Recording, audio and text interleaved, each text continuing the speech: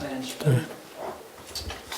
when you took this job, I presume you would have looked at previous years and what would have happened and how the fans have vocalised their dissent before. So it can't have been a surprise when things are going not as smoothly as you'd hope for that to rear its head again.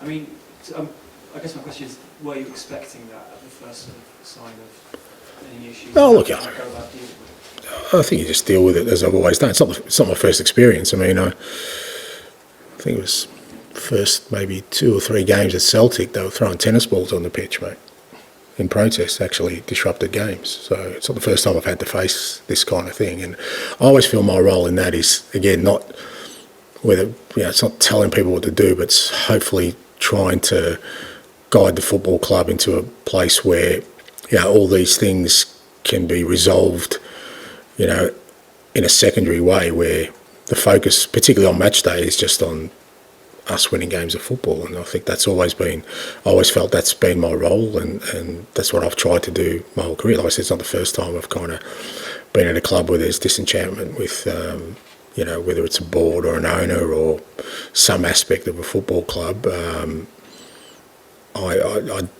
reason I don't take positions on this is because I think my more important function is to make sure that the football side of the football club I'm involved in is guiding us forward rather than sort of the other way around. Because I just think there's no real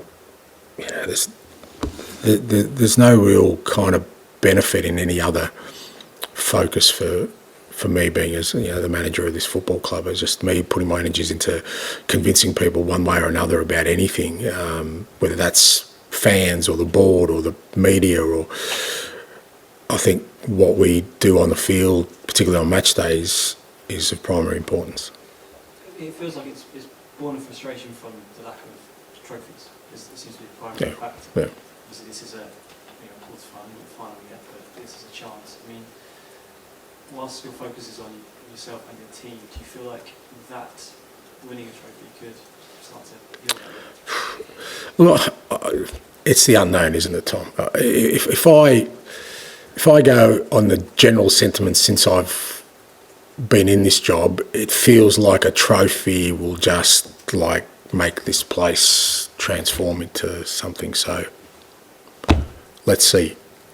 Me personally, like I keep saying, I want more than that. I just don't think it's just about getting a trophy. I think when you want to build a successful, sustainable club in terms of competing for trophies every year, it's more than that. But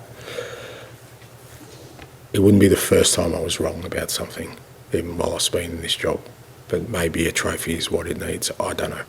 And just finally, when you were talking about Russell Martin and Gary O'Neill, it kind of goes against what you were talking about in terms of building something. I mean, what gives you the confidence that you're going to have that kind of... Could be confidence, could be naivety, could be I don't care. Whether people, whether I'm allowed to see it out. I'm just not going to change. Look, I kind of maybe a dinosaur in that, but I still believe in legacy coaching. I still believe in doing things that will last and make a difference, and it goes in the face of everything else that's happening in the world of football. I mean, you guys will know better than me. I don't know what the average tenure of a Premier League manager is, but I hazard to guess be less than 18 months probably. I see very rarely managers going beyond their second year unless they've won something or the club's stuck by them for some particular reason. So, but I just, I keep saying I kind of feel blessed that I'm kind of, at the stage of my career where I am, where, I'm just not interested in any other kind of methodology in terms of coaching, of just going in and, winning something and then moving on and then winning something else. It's, I still believe in, the things I enjoy, like I said, stuff that lasts, and no one's found a way yet to do that in a quick manner. No one has in 1 year or in 2 years built something that's sustainable. Just they've had success, but then it usually falls apart pretty quickly after. So I'm not going to sort of change who I am at this stage of my career, but if I was starting out, I'd probably, I got no doubt I'd have a different mindset.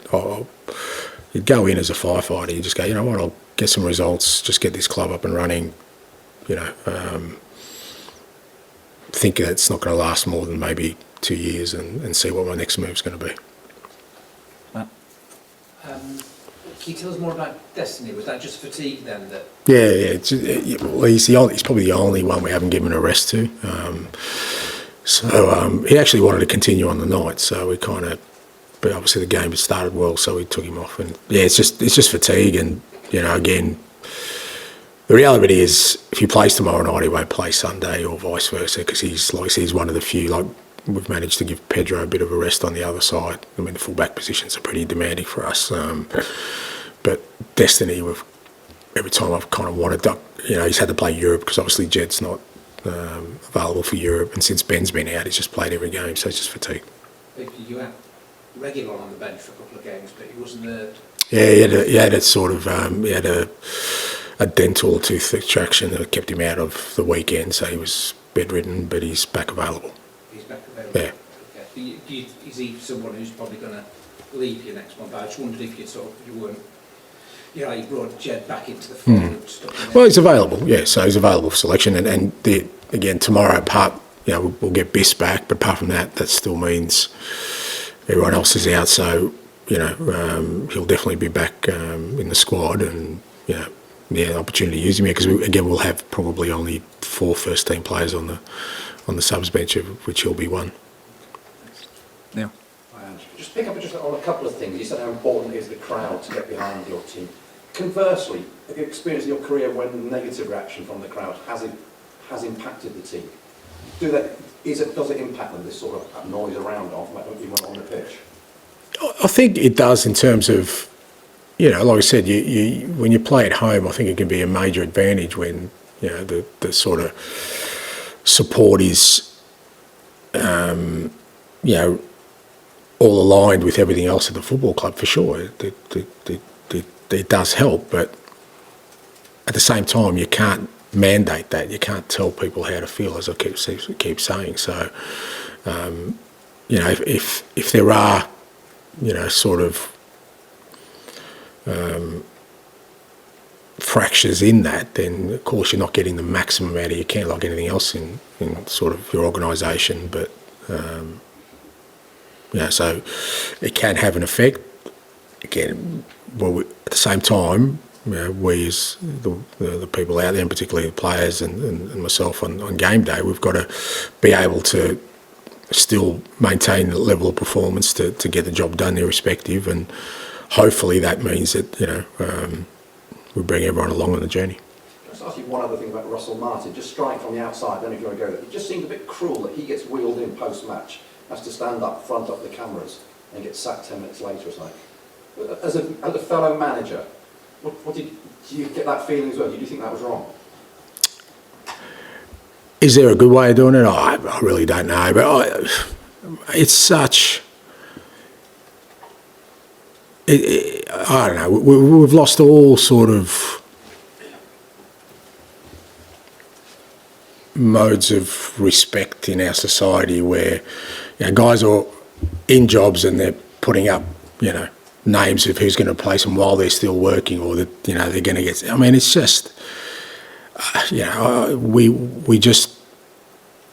we've crossed that line now, and it's pretty much open slate. You can do it whatever you like. You can do it in any way you like, and no one's going to say anything about the fact that a man who, you know, whether it's Russell or Gary, you know, I'm pretty sure 24/7 have just done everything in their power to you know, it's not for the want of trying, and their families, and yet, you know, we just so, as a society, we're just so quick to just throw people in the trash and just like move on really quickly with no thought or any care around it. I don't know if there's a good way or a best way of handling. That's why I've left before it's ever happened to me, mate. I kind of jump out before that comes my way. But I guess it's just like I said, we've crossed that line now. I think it's soap and slather, and I get people say, well, managers have always been sacked, but I just think now it's gone beyond that, where we forget there's a human being involved. This job is the hardest job now in any walk of life. We say politics, this is harder than any job, because like I said, the tenure and the longevity of this role now means that you go into it, very few are going to come out of it without any scars. I'd job from the Prime Minister then. Oh yeah, oh mate, come on. Yeah. I mean, how many times he has an election, every, I don't know, few years. I have one every weekend, mate. Yeah,